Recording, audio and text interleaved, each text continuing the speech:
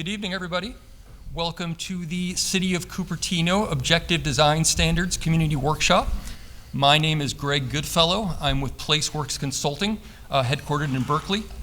And I'm with Luke. Luke, want to let everyone know, reintroduce yourself? Yeah, I think about half the room knows who I am. I'm Luke Connolly. I'm the City of Cupertino's Assistant Community Development Director. It's kind of nice to have a meeting where somebody else will be doing the majority of the talking tonight. Glad a lot of people showed up. We were wondering 15 minutes ago how many people would be here. And I just want to say, too, because I know I've attended some meetings lately, we want to try to get through the presentation. So Greg's got about 25 slides you want to go through in about 25 minutes.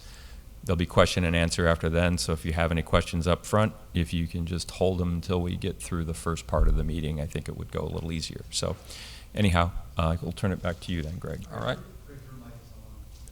Is it not on? It's on. Thank you.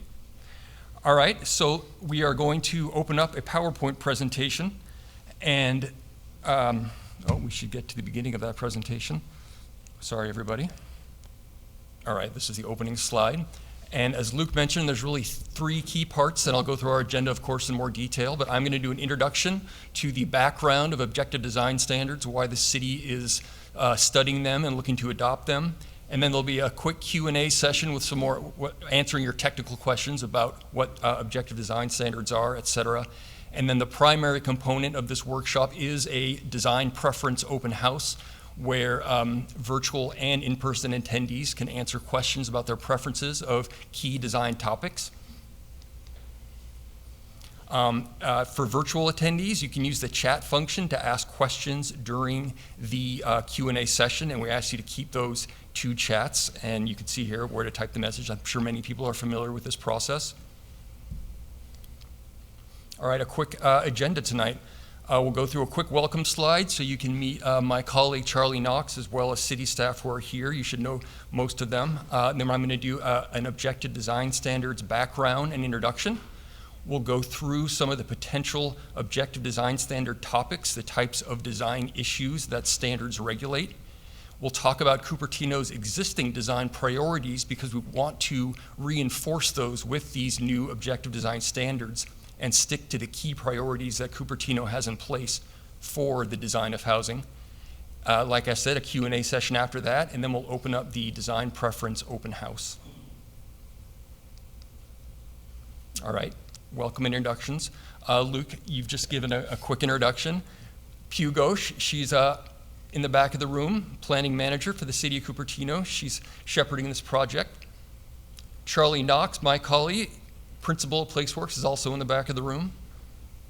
And I'm Greg Goodfellow. I'm managing the project for PlaceWorks. I've been working on objective design standards projects on all edges and central parts of the Bay Area, from historic objective design standards in downtown Hollister to the county of Sacramento to neighbors in Sunnyvale and other cities just nearby. All right, a quick welcome to the project. On the most straightforward level, the city is now in the process of developing what are called objective design standards for all types of multifamily and residential mixed-use development projects. We'll talk more about what types of projects are relevant and what aren't. Three goals tonight. We want to explain what ODS are and why the city is developing them now, illustrate various approaches to these objective design standards, and then, of course, in our workshop, record community preferences for design components that objective design standards typically regulate. Background and introduction to ODS, and I'll use that from now on instead of objective design standards. All right, at the highest level, we know right now that the state of California is experiencing a statewide housing crisis. There's an insufficient supply of housing. There's been about 80,000 units built in the last decade, but studies show that we need about 180,000 a year needed. Obviously, that leads to unaffordability. We've got the lowest ownership rate since 1940. About 1.5 million households in California devote 50% or more of their income to rent. That is clear rent burden that is difficult to sustain. The state has about 22% of the national homeless population. And some of the key challenges to new housing are the cost of materials, labor, and also state and local regulations. there's also been a statewide response to this housing crisis. And the key element of that response are the passing of multiple and evolving laws to boost housing production. And these have been going on since Governor Jerry Brown was in office in 2017. This is just a list of some of those laws. SB 423, which was regulates streamlined ministerial approval. Senate Bill 330 is one of the major ones. The Housing Crisis Act.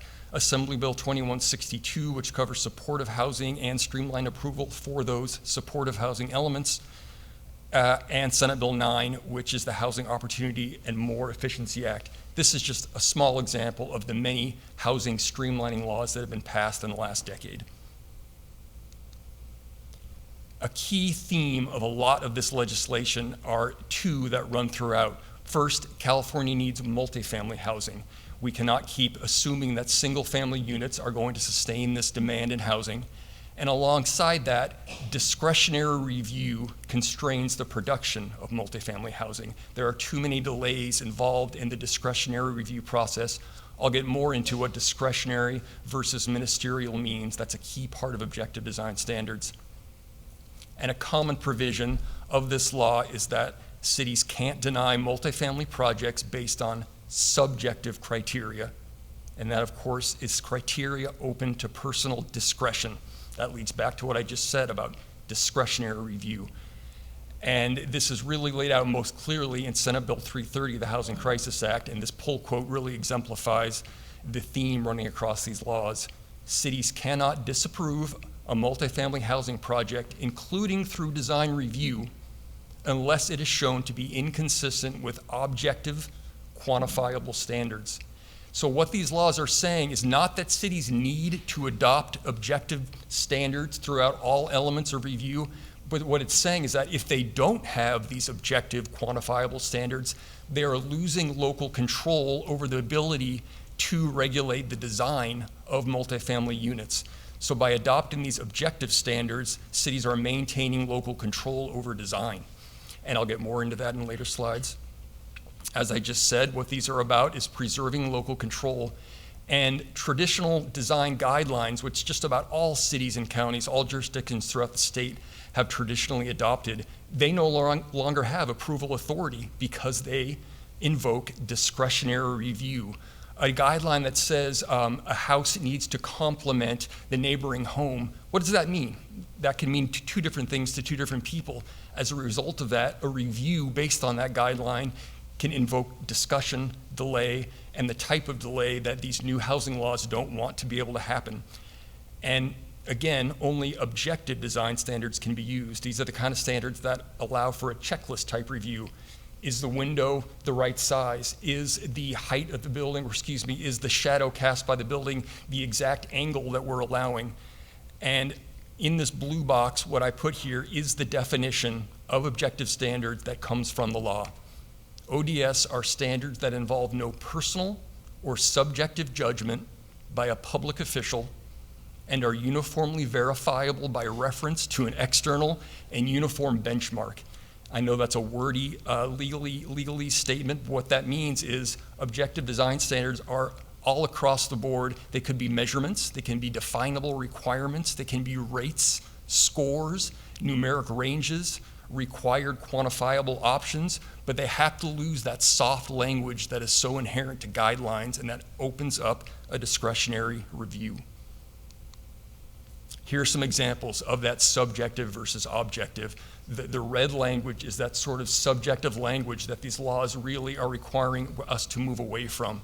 Apparent mass, sensitive to neighborhood versus at least 100 feet, 5 feet in depth by 25 feet in length. Should be or other, you know, all the shoulds need to be shalls. Ample width and design, what exactly is ample? No, they shall be 8 feet in width. Those are the kind of changes that these design standards need to have in this move from subjectivity to objectivity, and to therefore facilitate a ministerial checklist review versus a discretionary review, which is so inherent and so associated with delay in the review process. So what's the difference between these design standards versus zoning standards? Well, really, zoning standards regulate all types of uses. I think most of us here know that. There are different zoning standards for industrial uses versus residential versus commercial. Zoning standards regulate the very basics of development and site use, height, setbacks, lot size. And looking further back, the intent of zoning is really for a safe, consistent, and context-sensitive built environment. They are not intended for streamlining the way that ODS are. On the other hand, ODS are limited, and again, I'll get more into this, to multifamily and mixed-use development. They regulate design and aesthetics only with that goal of streamlining, unlike zoning. And it's important to point out that these objective design standards do not repeat and can't conflict with zoning. They need to be very complementary, and it needs to be very clear what they are doing, what they are regulating, and the fact that they're not going to conflict with zoning standards. These are partnered standards.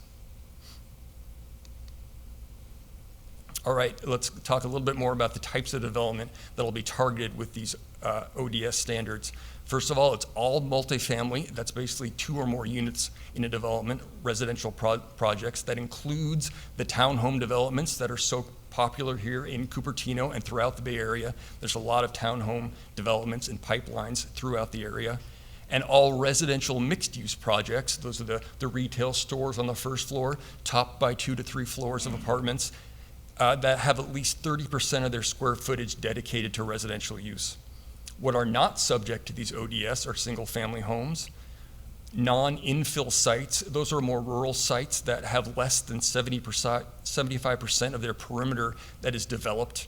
And of course, any hazardous sites, any sites that may result in a natural resource impact on wetlands, or that may impact a historic, a designated site with a formal historic impact. And those are the common types of impacts you would also see in environmental review. Okay, why now? Why is the city looking so closely at these right now?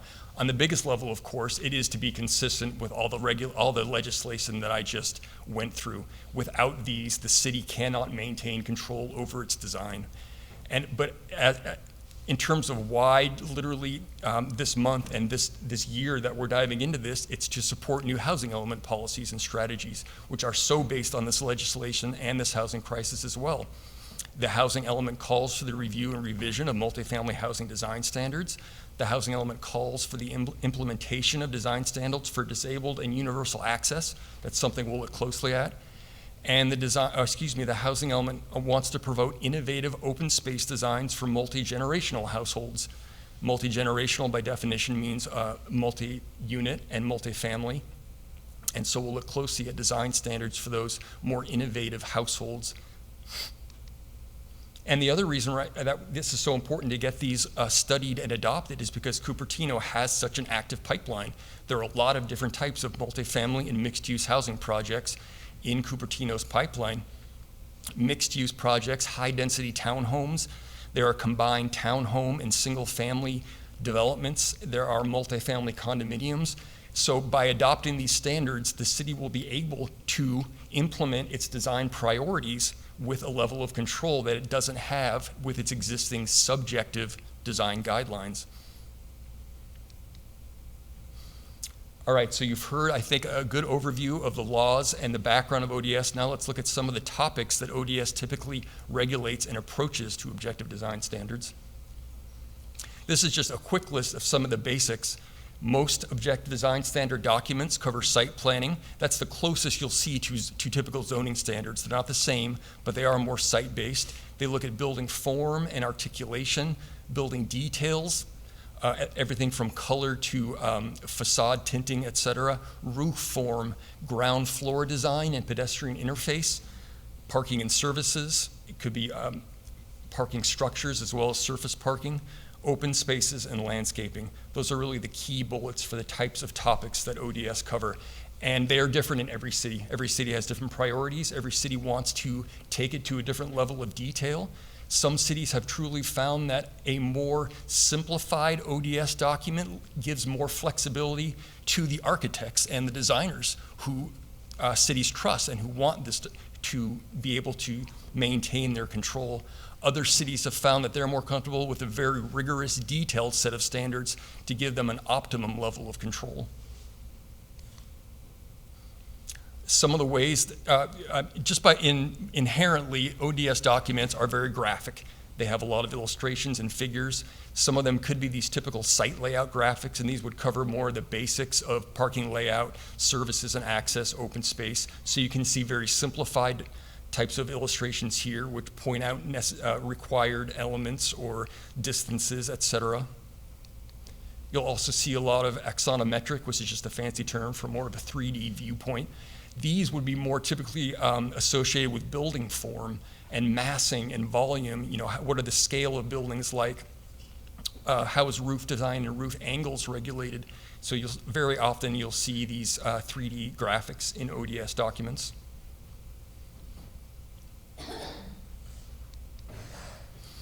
And I mentioned earlier this idea of a checklist review. This is not anything that's been created for Cupertino. This is an example of something we created for a different city. So the idea is, if you have, or when you have these ODS in place, instead of a lengthy multi-week discussion by an architectural review board or a design review board, an applicant can just take this checklist, make sure she or he is compliant with these standards, and then city staff can then go through and very quickly also check it off. Are there windows in the right place, versus, associated with our quantifiable standard, et cetera, and it becomes this checklist, and again, I'll use the phrase ministerial process versus a discretionary conversation.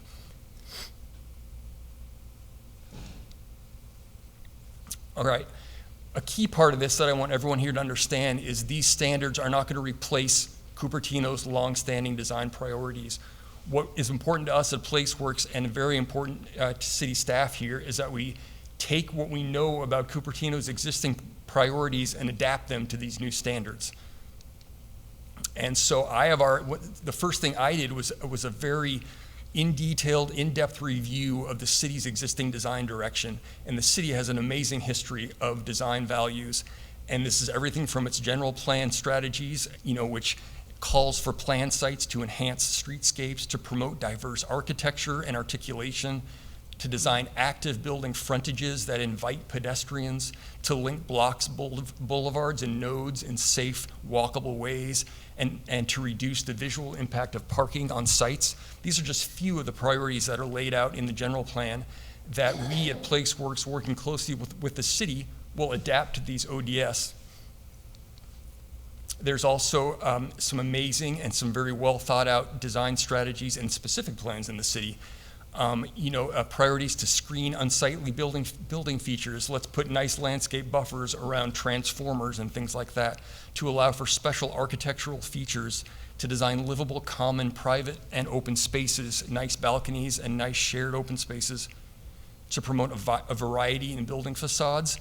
This one is interesting to me as someone who's done ODS in other cities. A lot of cities have specific architectural styles that they want to see implemented. If you're in Santa Barbara, it'll be that mission style. If you're in other Bay Area cities, they will want to lay out specific standards for craftsman style housing. What I see in Cupertino is more just a desire for diversity and high quality.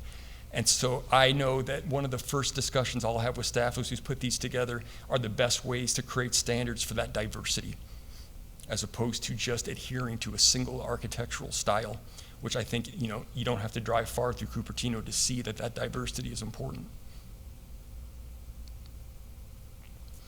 And another thing that's key in Cupertino is that its zoning code here is a great head start for objective design standards. Unlike a lot of cities, there are a lot of important design-oriented standards in the zoning code already.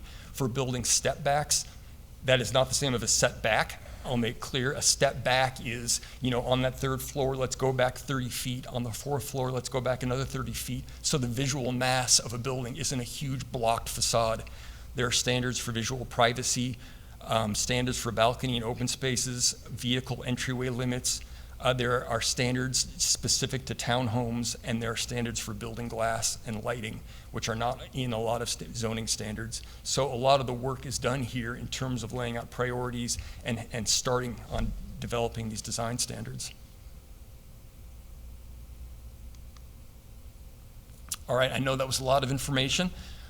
Let's open it up to the floor for anyone who has some questions about what I've gone through. I can move back in the slides if you want to hit on anything. Go ahead. Yes, I just wanted to start out.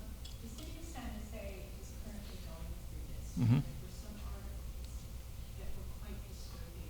One of them, the title was "City of San Jose is cutting the public out Mhm. from having their input be registered."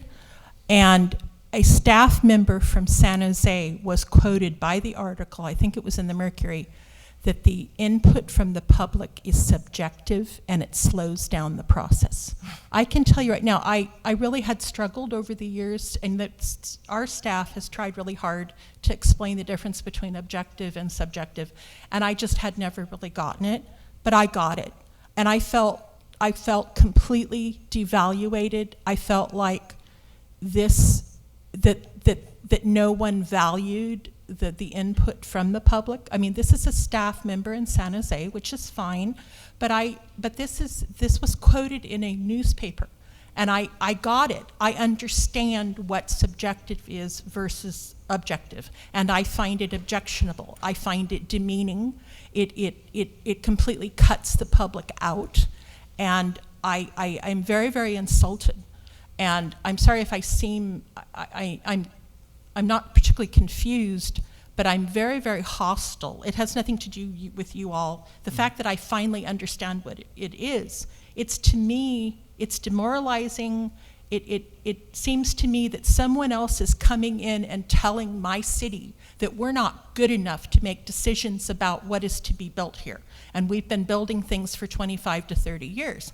And I really, especially with things that are happening in our federal government right now, we won't go there, but I really do not want the state to be stepping down on people in these cities over our personal feelings about our city. It's not, it's not cookie cutter. Yes, but I really, I got that thing, okay, if they don't want input from the public. The other thing that I'm struggling with this here is, are these new housing laws the ones that are generating the fact that we have to go into objective with this city? If we didn't have those housing laws, which I never got to vote on, and I'm very, very upset about most of them, do we have to even do this? I mean, do we have a choice? And I have some grave concerns. The other problem in San Jose is that they are trying to do infill housing, and this whole quote was generated by the fact that the public is not going to be allowed to put input in about infill housing, which is in the middle of suburbia, and evidently they want to cut the public out. And my mother-in-law lives in San Jose. I've told her about this, and she's in a residential area. I don't find it flattering on San Jose's part. I find it very, very off-putting. And being in Cupertino, I don't know what to make of it. I don't want to go through that in Cupertino because I don't want to be, I feel like no one respects the residents. Anyway, I'll let you go. I hope you feel that this process is start of a general public input. I mean, I hope you understand that that's what this open house is for the second part of this meeting, is allowing everybody here to answer questions about their design preferences. I want to clarify that this is the beginning of the process, and I absolutely understand where you're coming from. I can't speak to San Jose's intentions with that answer. And but written into my scope of work as a consultant, which we put together with the city, is an extensive public outreach process. This is the beginning. We will take this input into the beginnings of an outline, and that this is followed by a group of city council study sessions. And I certainly don't believe even a subjective process, if it leads to an objective set of standards, is that subjectivity in the outreach process is irrelevant. It's valuable. And it's, sure. Yeah, the other thing is, you really framed the dilemma, which is planning commissions had been used to reviewing applications, making recommendations to council, and saying things like, we don't like it, or it needs more of this, or it needs more of that. And if we didn't have objective design standards, there would be very little for the planning commission to do with any kind of development review. So the objective design standards, in a way, is almost like a middle ground between the streamlining of housing and the requirement to produce more housing and the city having no control at all. And so it's not just about keeping local control, it's about having the Planning Commission have a meaningful role in helping set what design looks like in the city. And as Greg said, Cupertino has this very rich tapestry of a bunch of different designs that work well together. So that will still happen at the Planning Commission. Right. So, right.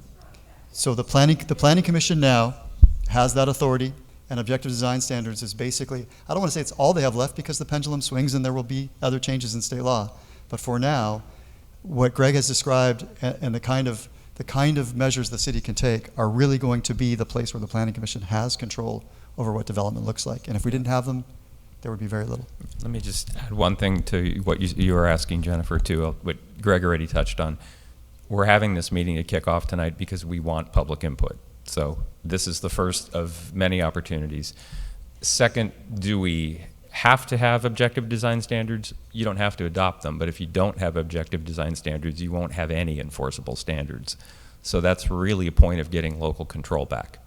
Things like a design review committee or your traditional design guidelines that were subjective, they have no force anymore. So that's... I've already asked City Council to bring them back because Okay. I don't like having committees. Okay. Okay. But I'm trying to stick with the standards rather than a committee. Is by developing these standards, I would say the major purpose is to make sure the city has a degree of local control, because right now you don't. I mean, while it's nice to be able to say you want design that's compatible, what we're trying to get out of this is describe what that design is so you can actually enforce it. And by creating an objective standard, you have that ability. So in any event, this is the first of hopefully a lot of meetings to get public input, and I want to give some other people a chance. I know you... This gentleman had his hand up first. Yeah, and then Lisa. Thank you. First, I want to say thank you to you folks for taking your evenings to share this with us. This is a topic I didn't know anything about, and I appreciate being able to come to the meeting and hear about it. I have a couple of questions. The details of the design standards I saw on the 6 boards that are around here are what I would describe as sort of architectural details turned into quantifiable numbers. Mm-hmm. So Cupertino has a variety of areas where there's multifamily housing, long rows of townhouses, or other kinds of things, many of which are very nice. But I didn't see anything here that talked about where those should be in the city and controlling the mixture of them. So right. For example, part of the reason I'm here is our particular small street probably has 20 houses on it. They're all single-family houses, have been since the 1950s.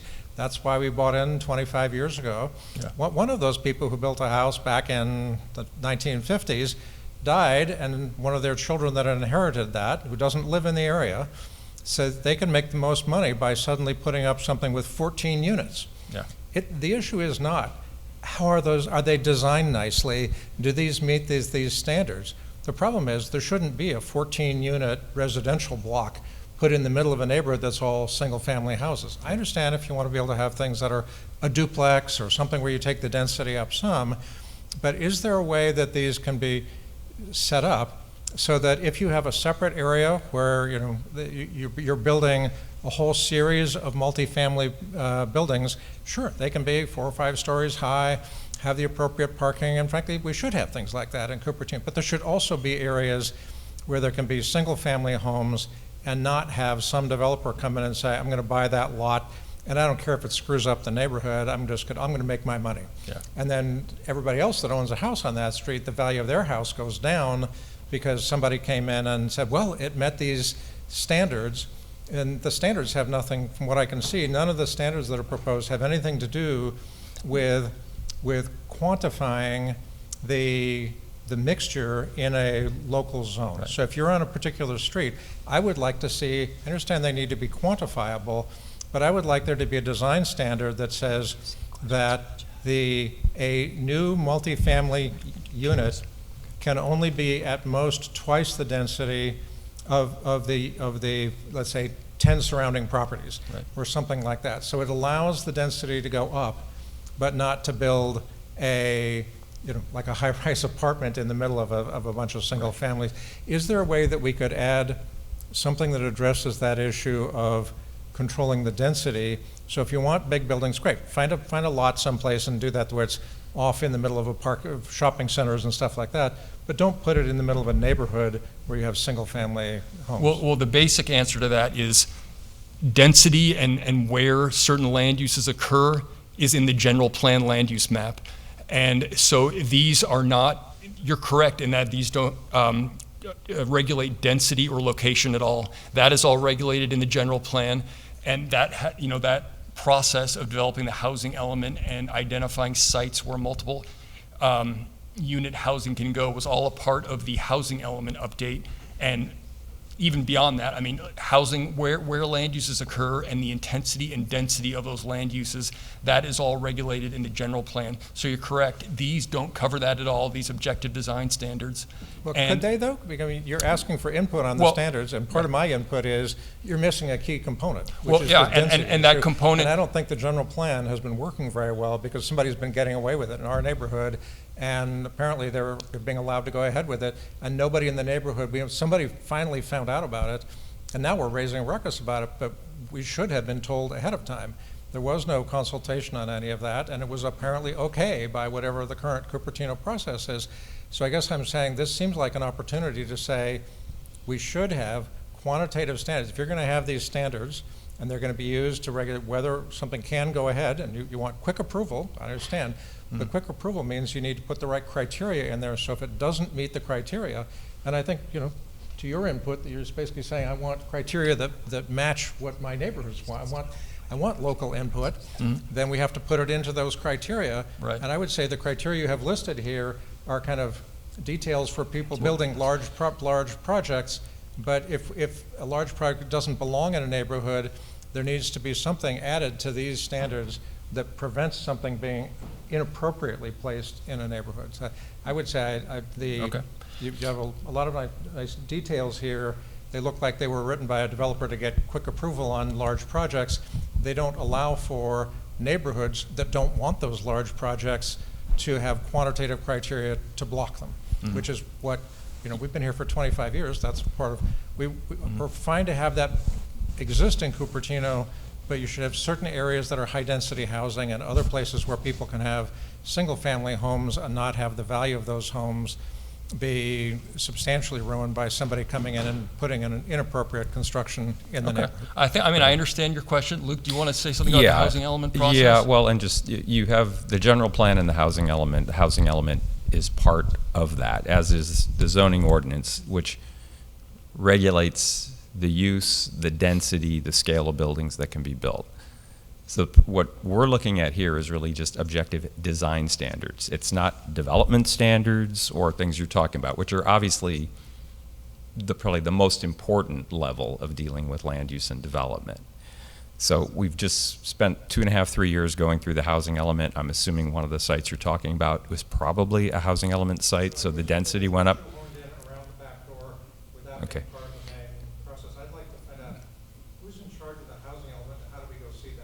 Okay, well, I'd be happy to talk to you about that at a different meeting, but right. But I guess I'm saying, you just said this is the most important issue, and yet it's not addressed on any of the standards that you're trying to propose. So I'd say, I would say no to your proposed set of objective standards, because by your own words, they don't address the major issue. And I would say, deferring it to some other aspect of government, I don't buy that either, because that other aspect of government is currently not working. Let me jump in for a Okay. second. The issue is that the housing element was recently updated and adopted. And it sets, what you're talking about is density, intensity of housing, how many units, what kind of units. This is not going to change that. What the objective design standards are about is, given that that has happened, and had it not happened and we just had what was there before with fewer housing units, we still need to be able to have some kind of control over what they look like. So this project and the updating of the zoning code, because the objective design standards are mesh with that, are a way to take what you're describing as a worst case scenario and make it as good as you possibly can. Changing whether or not there are objective standards or what they look like is not going to be able to go backwards and change that housing element. The next housing element cycle, if the housing element stays in place for the whole cycle, is 5-6 years from now. So really, in some ways, it almost makes the objective design standards project more important, because we know that after the last housing element cycle, there will be more units built in Cupertino. And there should be, that's fine. But- There should be a place for them, not mixed in with. Right, but what I'm getting at Right. is, These just can't regulate that. yeah, the housing element is on a quicker cycle than the rest of the general plan update on purpose, because housing is such a volatile issue and it changes so quickly. I want to take a quick break to let people know that if you're online and you have a question, please put your question in the chat, and we'll try to mix the online questions in with the questions in the room. Right. I think. Okay, I'm trying to understand the difference between the zoning and the standards, like shadows on existing solar panels, noise. Big housing projects have these immense boxes on the sidewalk that are loud, containing electrical stuff. Lighting, trees, you know, what kinds, parking.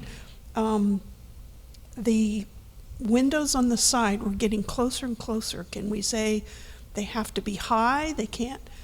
Balconies, can we say you can't have a balcony if it's within 20 feet of a fence? Can you say that? On either side? That it has to have side panels that aren't see-through? Can you say stuff like, we're getting a lot of houses where they don't want to water, so they're concreting the entire ground. Can we say they can't do that because of the water table? Yeah, A these are percentage? the kind of things that we want to hear tonight. These are amazing ideas, and just so you know, we do a common in objective design standards are very spelled out standards that say, you know, all transformer boxes need to be encased on 3 sides out of 4 with a material that is the same or matching the material of the side of the building, you know, so complementary materials. And the balconies, that's one of our questions here is, would you like to see more detailed design standards for balconies and private open spaces beyond which is that in the zoning code right now, which just regulates the size and the clearance above and to the sides of it. You're saying you would like to see that. So please let us know. And yeah, I mean, these are all things. Can you say that like right now, because we're all concerned about fire, can you say that they can't put wooden shingles on the roofs? Or We can. materials that are, like if they're near the hills, that they have to build with fire, something? And these are the kind of things that where it's very important to work with other departments in the city who regulate public safety and things like that, but we absolutely can look at those things. But what we need to make sure we do, this is, I shouldn't have said but and what we need to make sure we do is to create design standards that support the other standards and priorities of the city, to be very careful that whatever we say about design safety or fire safety, is also supports public works and other regulation for fire safety. But yes, we can look at those things. We can adopt those types of standards. Okay. So just to mix it up a little bit, we do have one question from our virtual audience, and I know, Lisa, you're waiting just one quick second. What is the projected timeline for adopting the odds? If you stated it, I missed it during the presentation, and that is the question. The adopted timeline right now, the expected timeline is about 1 year. I think we may find out, and this is reinforced by our first comment, that we might need to do some extra outreach to make sure everybody hears about things, work closely with the new commission and council to really nail down exactly what the city wants for its standards. But for now, I think it's about a year. I know it's about a year. That includes all of the adoption processes through council and commission. Yeah, and that's really, I think, going to be tentative because, like we said, this is the first meeting. This has not gone before our planning commission or our city council. So I think we're going to have to see, too, by how much feedback we're getting, how much a desire there is to have these meetings. I think, as you just pointed out, Peggy, you can get very detailed with this, as in specifying materials, colors, specifying heights, dimensions, or you can leave it more loose. But the key thing is that you're taking those standards and making them, again, objective so somebody can read them and clearly understand them and they know what guideline to follow. But I think Greg's right, where our target is this year sometime to try to get these in place. But, that schedule could tighten up or it could stretch out from here. You know how government is. Lisa? My turn. Okay, now I have more than one thing. The first thing you mentioned is Planning Commission sees this first. Is there a reason that Housing Commission doesn't get involved before Planning Commission? Is that not appropriate for this? Housing Commission's role really has to do more with affordable housing Okay. in the city's BMR program. So again, Okay. we're trying to keep this in the design realm. Got it. Peggy has great questions. There have been great questions for a very long time about this, and very good suggestions that I hope there's some recording of that, because these discussions have been going on for a very long time. So if you don't get the input you want this time, I hope you're referring back to inputs from the past. Pew, you have a good list? And then, Yeah, we're recording. Yeah, this is Peggy, recorded. please write those ideas on Yeah. Post-it notes at these no, topic but I boards. mean from before now. This is not the first rodeo. It's just, it's now finally happening.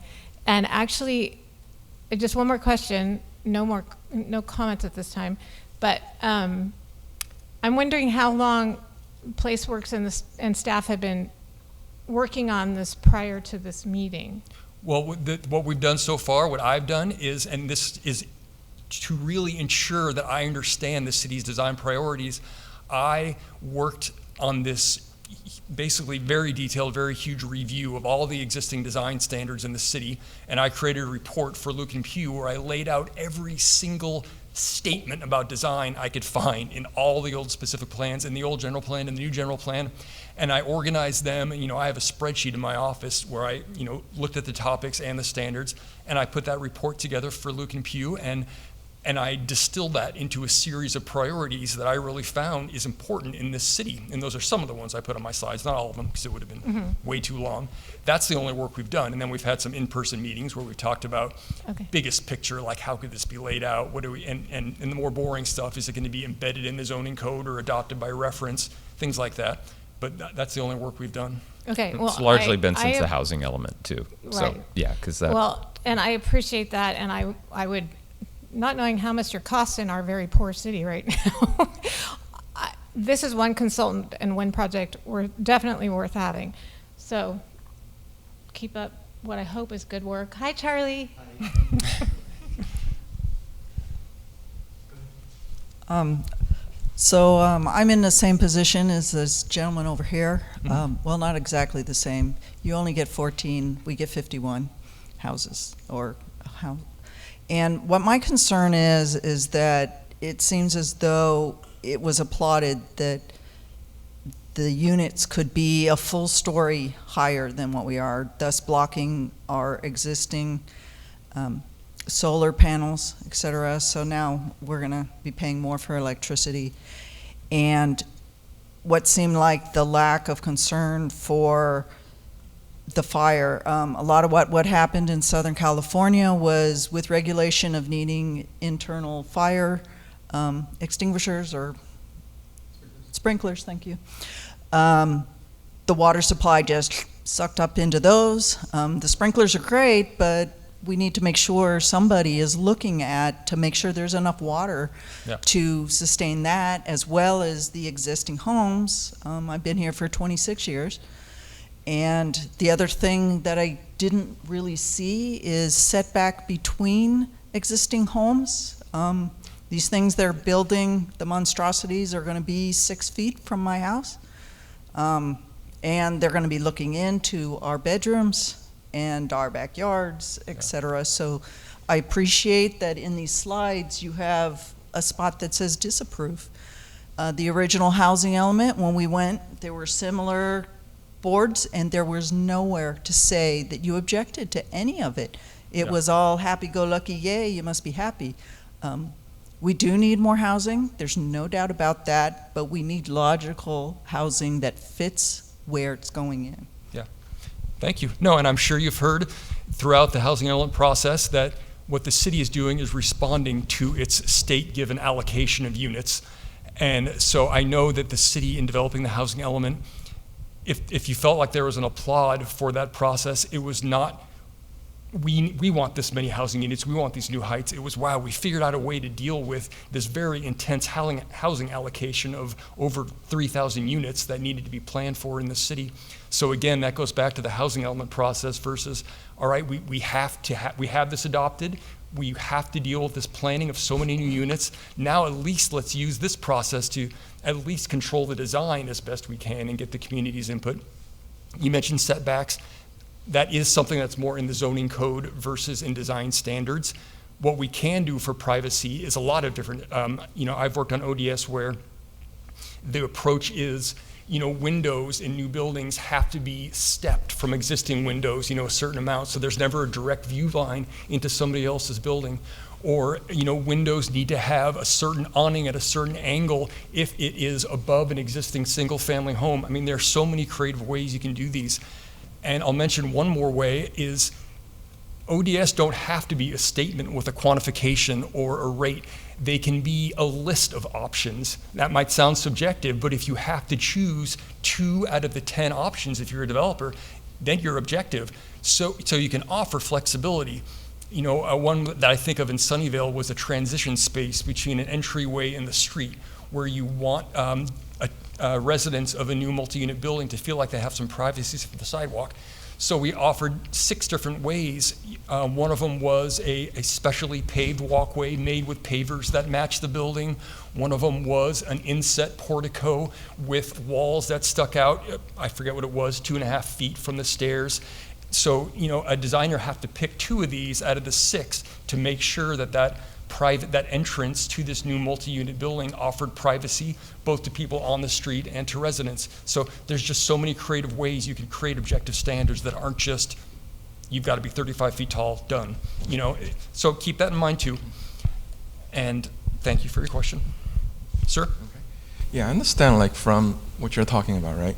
The standards for Cupertino to apply certain architecture standard to the things that we know we're going to have to build, right? But that's, in the details, we can make it architecturally as pretty as possible, right? But I feel like the intent of this is saying, you know what, you need to have this set of objective standards so all those new projects can be fast-tracked because state require us to build this much new housing, right? One, is that really necessarily true? And then 2 is, this doesn't change the fundamental problem. No matter how much you design, it doesn't change the fundamental problem, like the traffic that's going to have, the privacy of existing homes, right? Also, do we have enough schools? Is that a family-oriented community, or is it just anybody that can crowd into the space, right? So, I actually want to second what he's saying, right? This gentleman is saying yes. We know we can grow the city, but we have to grow it at a certain, plan. At the, certain areas can be high density, certain areas can be commercial. That we don't change existing community and its characteristics, right? That's why a lot of us are here, right? So I still implore, I know what this is going through. This is trying to say expedite, and this is what we have to do, right? But can we employ looking at our planning commission and looking at our city, go back to that next level, which is a lot of us have a concern there, right? Can we plan it so that you don't have you're sitting in your bedroom and the next day there's a 24 unit right breathing down your nose, right? That's a quality of life issue. Maybe it's not quantifiable, but it is impacting everybody's life. I think it could be quantified. Well, this is where I have to turn back to Luke, who led the housing element process, and again, those standards for those where housing can occur and how intense and dense it can be, they have been set in the recent general plan update. And so these standards really these are not an opportunity to change that, not because I don't want them to, not because the city doesn't want them to. And this is why I mentioned those state laws with that specific language. This is about preserving any measure of local control the city has. And again, that housing element process was the same thing, even though it seems like there are some quality of life policies or that diminish quality of life. That was also the city's way of saying we've been given an allocation of housing, we've been given a threshold we have to meet for planning new units. this is how we can plan this, and was our best way to do so, working with the community. I mean, would you agree, Luke? Yeah, I mean, and I don't want to have this become a housing element part 2 meeting, but the scope of this is not designed to affect density or zoning. That is an issue. It's not this issue, though. This is objective design standards. The comment that the gentleman had just made there about, is this a way to expedite development even further? No, it's not. Most of the housing element sites are already expedited. They could be ministerially approved because that was the state's mandate, was to get this number of units in place and to streamline development. What this is trying to do is give us local control back as those projects go through the hearing process. It's not going to make them less dense. If somebody's building townhomes or apartments, it's not going to make them a single-family residence. But what it is giving you is an ability to control what those townhomes or apartments might look like. That's really what this is. I mean, the issues you have, they're legitimate issues. And I know we've talked about them a lot. The majority of our higher density sites in the city for housing are in busy streets like Stevens Creek, De Anza, but not all of them. Some of them are in neighborhoods. You're talking about the Evulage Court site on Linda Vista. That's well into a neighborhood way on the west side. So those sites were chosen. They were chosen for reasons. This is one measure to try to get back some of the local control that cities, including Cupertino, have lost in the last 5-10 years because of a lot of state housing laws. That's really what it is. Yeah. And sir, I've just brought this slide up again one more time, just so you can see again the fact that design really was highlighted in these laws, because design really is that subject that becomes a conversation rather than a discretionary review process. I'm just highlighting it again. This is a response to state legislation, and this is the city's way of saying, all right, our long-standing design guidelines have no authority anymore, so let's do our best to translate them into something subjective so we can maintain that control over what has been 3 decades of design quality in Cupertino, from specific plans to the general plan going back to the 1980s and before that.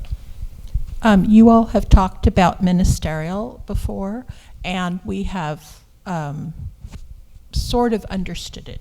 But this is the first time that it's come down to the Cupertino level. And can you talk about exactly how does ministerial affect Cupertino? We can see it in housing laws. You shall do this and this and this, and then your ADU can be ministerial. But I was really, that's the wrong word, confounded. The article in the Mercury about what was happening in San Jose said that in order to try to do ministerial control for the infill projects, that the public's input was slowing down the process by 30%. Now, I am struggling to understand why a city like San Jose would be trying to exclude the public, when I can understand if ministerial is supposed to be a time-sensitive issue for a builder, I can understand that.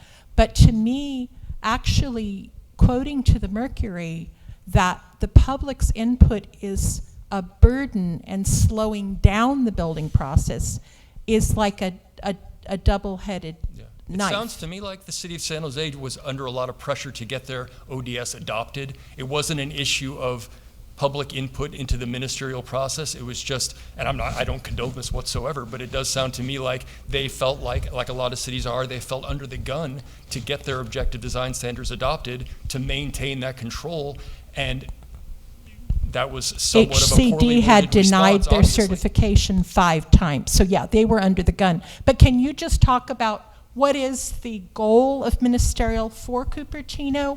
Is it to expedite, to allow developers to go, or is it to, I don't feel like we have a part in ministerial. I feel like the city's being given away to developer land or the state, and that they don't value any input from the public. I understand that. No, ministerial. And how do we make sure that the builders, if they get to build fast, that they're going to have enough water, that they're going to meet their requirements to pay for things, so that me as the taxpayer, I'm not going to have to pay for the roads and the water and the telecommunications, because a lot of the cities have had to reduce the developer fees, and they're getting throttled because the developers are not paying for anything. The public winds up doing it. So thank you. All right. All right, I'm going to take one more question before I want to get on to our open house. I'll get to you. I have a quick question. Peggy, if you would hold the microphone closer to your mouth, Here? that would be great. Yeah, thank you. A quick question. Can you do, you said a year, but there are projects coming before that. Is there a way that you can prioritize like closeness to neighbors or impacts to neighbors and get those through quickly and then kind of do it in layers? Anyway, thank you. Yeah, I mean, that's a decision for the city. That would really add a long timeline to the entire process to have to go through an adoption process for a set of standards. That's a decision for the city, and I think there are, the zoning code inherently, that's where setbacks are located. And I realize now when you're seeing such larger, more intense projects, those setbacks may seem inconsequential when a three-story building goes up. But I think a big part of these standards will be what we call site sensitivity or context sensitivity. And so know that, first of all, that will be a part of these objective design standards, is context sensitivity, and that's on these boards. But again, I think adopting them in layers, although it may speed up one part, may be a delay that is less advantageous for all the rest, being less advantageous for the whole picture. But again, that's a city decision and a council and commission Yeah, I don't decision. think that would be, I don't know if we would even be able to save much time with that. I mean, the goal is these are citywide and they apply to all multifamily and mixed use. So Yeah. not just housing element sites. And if I Any- may jump in, Luke, just for a quick Yeah, second. sure thing, please. Actually, state law does vest the standards you can apply on housing developments for when they apply. And most of these multifamily projects that you're talking about, they're probably vested to the standards that They're were in already in. existence at Yeah. that Yeah, time. yeah, if you have an application on file, it's the Nothing point can be in time applied you filed. retroactively. Yeah. So this is why we want to do this really fast. Okay, let's clarify. Most of the projects that I see on your major projects list specifically say they're filed under SB 330. Does that mean, therefore, regardless of what we're doing now, they're locked into what's in place at the time they submit the application? So really here we're talking about new projects that have not been filed at all. Yeah, that's correct. I think we just touched on that. The point in time they file their preliminary application is where you lock in the standards. And that's where we're Right. trying to balance. Obviously, we want the public input, but we also want to get these adopted. And so that's where we're thinking about timeline, is we really need to balance that input versus critical momentum. And that's why I mentioned the action, the pipeline of the house, of Cupertino, Yeah, and which there's- will continue. Yeah, and there's 58 total housing element properties. I don't know how many currently have applications, maybe 5, 8, something like that. Yeah. But so there's at least 50 housing element sites out there that don't have an application on them that would be subject to this. So I And think even that if- would be a Yeah, reason and even if they alone. weren't housing element sites, this would still be Correct. up. So there's we have Any some new projects that are not on multifamily housing development elements. that doesn't currently have an Last application. question, because I promised, no, sir, it's got to be one more, and then we got to move on to the. And we can answer more questions. Yeah, we'll be walking Yeah, around, we're, and we're going to and- be here till 8. Yeah. So, yeah. Thank you. Really quick. Okay, so mine's more about specifically what you were talking about. How detailed can we make these standards? And then is there a place where we can find like what, I guess, the standard regulations are for single-family homes, townhomes, duplexes, stuff like that? Because like I saw on there, you talked about step backs, right, in housing, and that it creates privacy for like a 2-story house. But these 3-story townhomes, right, there can't be a step back because they're just as big blocks of homes. And so like what we've been talking about is when you stick a 3-story block of townhomes next to a single-family homes, it's interesting that if you put 2 single-family homes next to each other and you have a step back for privacy, Yeah. but when you allow a townhome to be put right next to a single-family home, it doesn't make a difference, right? And so how many rules basically can we put? Like, hey, Yeah, you're well- a developer to put in a 3-story townhome. You have to put a step back. So you have to make your first story bigger and your second story smaller. Like, is that something we can control? Yeah, I think what you're getting at is there's a huge range of the types of housing that are in this group. You know, it could be a 6-story, mixed use, big retail, ground floor building, or Right. it could be a duplex in a neighborhood. Right. So yes, our objective design standards are going to have to be split into sections. These are the ones focusing, and that's why these boards, the first 4, I call mixed use and multifamily. Those are the bigger, larger projects. These 2, you'll notice, are small scale residential. So those are about duplexes or small, what are called cottage courtyard developments, 4 little cute cottages around a Right. walkway. So yes, we are going to split the ODS into groups so there can be standards created for those types I guess of what I'm developments. asking is, like, is there any resources where I can read about, like, the huge buildings?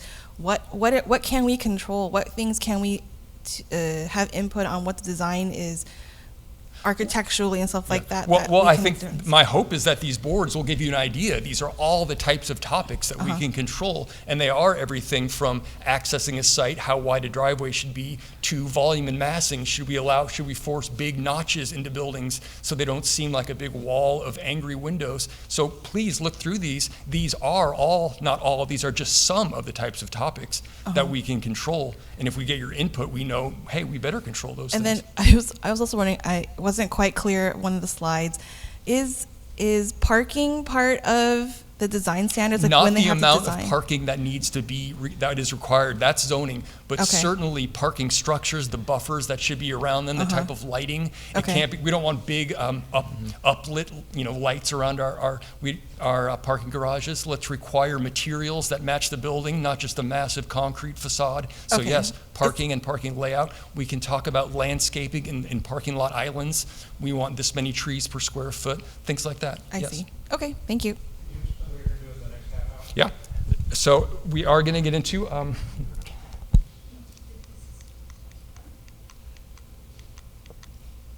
sorry, I went backwards, I shouldn't have. All right, this design preference open house is split into 2 parts. What I just referenced, which are block scale projects, the larger multifamily and mixed use, those are these first 4 boards. There are a series of statements underneath 2 topics for each board. And each statement, I would ask you to take the stickers on the tables and just place it where what your response is. You agree, you partially disagree, or you very much disagree. Just place a dot there for each statement. And the idea of making these so general is we're at the beginning. I don't want to lead anyone in any directions. Some of these we've written in a way that you would think, well, of course. Some of these I've purposely written in a way that, wait, what? I want to think about this, that many people think shouldn't be the case.